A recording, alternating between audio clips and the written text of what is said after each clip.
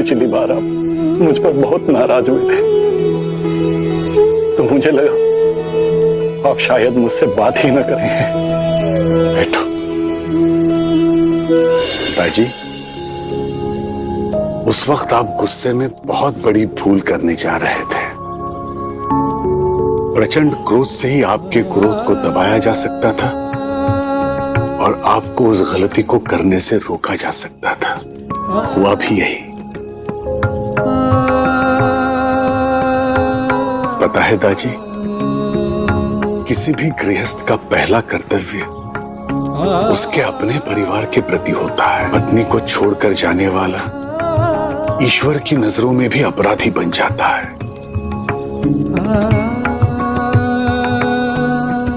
क्योंकि जो जिम्मेदारी नहीं समझ सकता वो ईश्वर को भी नहीं समझ सकता। और मैं आपको ईश्वर की नजरों में गिरने से रोकना चाहता था, और आपने रोक भी लिया। इसके लिए जीवन भर में आपका आभारी रहूंगा साईं।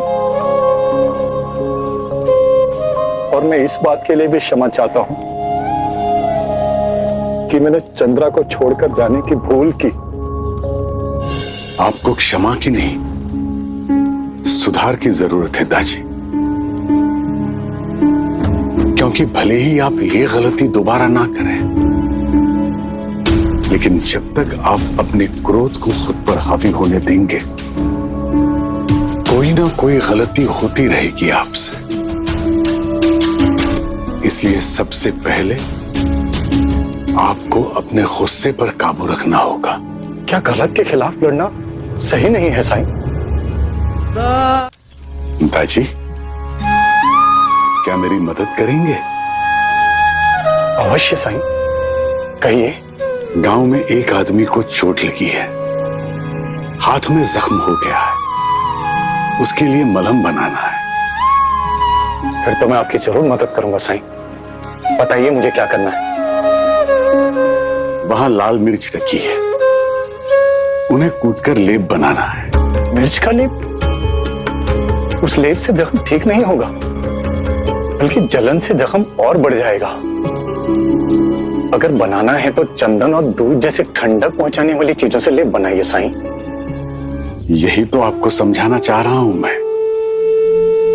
यहां भी वही नियम लागू होता है। दाजी, अन्याय के खिलाफ लड़ना गलत नहीं है, लेकिन आवेश से, गुस्से से आप हालात को और बदतर बना देते हैं। इंसान का दिमाग एक पेड़ की तरह है, और गुस्सा वो बेल है जो उस पेड़ के सहारे बढ़ती है। अगर इस बेल को अनियंत्रित छोड़ दिया जाए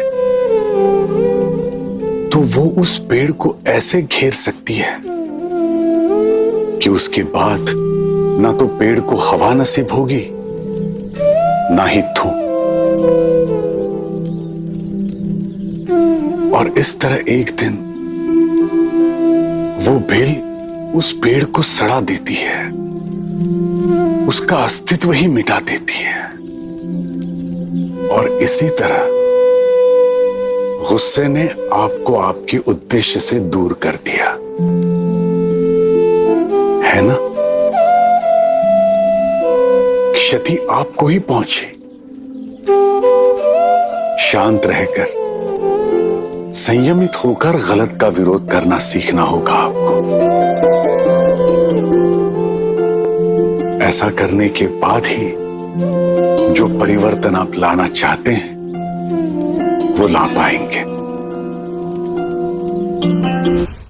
आपने जो बात कही 16 आने सच है, लेकिन एक सच ये भी है कि मैं कितनी भी कोशिश करूं, मेरा गुस्सा काबू में ही नहीं आता। क्या करूं? मैं हार गया हूं इससे। अब आपकी शरण में आऊं साईं, आप ही कुछ उपाय बताइए। जब भी गुस्सा है तो मन में 10 बार अपना ही नाम जप लीजिएगा।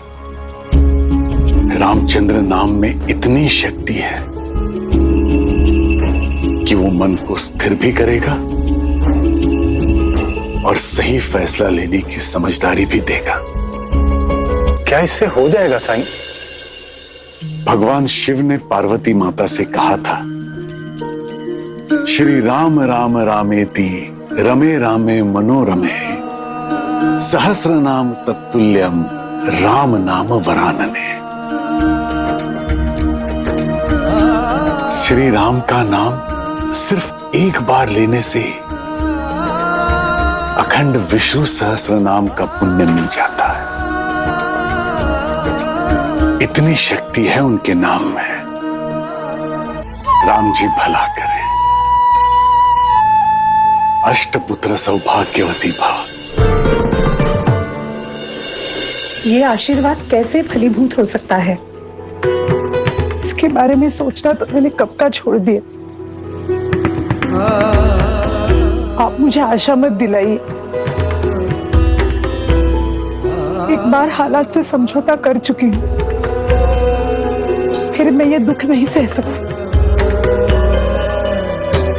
हाँ साईं, हम जानते हैं कि यह खुशी हमारे भाग्य में नहीं है। सच कहूं तो साईं, इसके बारे में अब मैंने सोचना ही छोड़ दिया है, क्योंकि मैंने ये सत्य स्वीकार कर लिया है और इस सत्यता के साथ जीना भी सीख लिया है। इसलिए मेरे दिल की तसल्ली के लिए मुझे ऐसी दिलासा मत दीजिए। ऐसा क्यों कहती हो ताई? सच्चे दिल से की गई प्रार्थना राम जी तक हमेशा पहुंचती है और उनके लिए तो कुछ भी नामुमकिन नहीं है।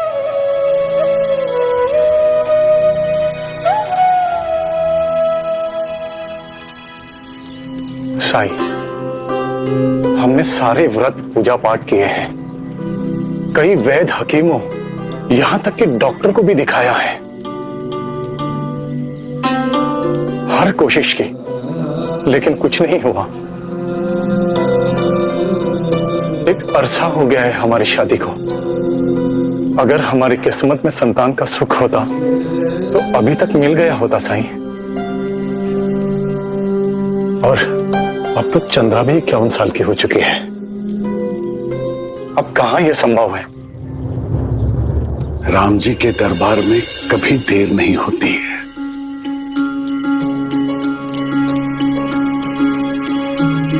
ताई, इस साल कोकिला व्रत करो।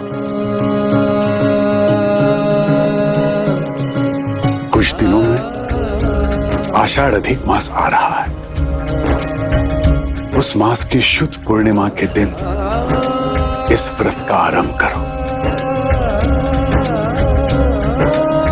दिल से और पूरी श्रद्धा से ये व्रत करो।